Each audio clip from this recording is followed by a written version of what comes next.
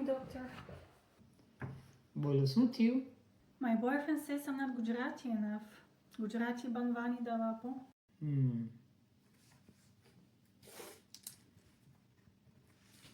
ચા રોજ સવારે અને સાંજે 4:30 વાગે નાસ્તા સાથે. છાસ રોજ બપોરના અને રાતના જમવાની સાથે ભૂલ્યા વગર. નાસ્તામાં ગાંઠિયા, જલેબી, ફાફડા, થેપલા, ખમણ, ઢોકળા અથવા સેવ મમરા લેવાના. રીંગણાનો ઓળો અને બાજરાનો રોટલો મહિનામાં 2 વખત લેવાનો.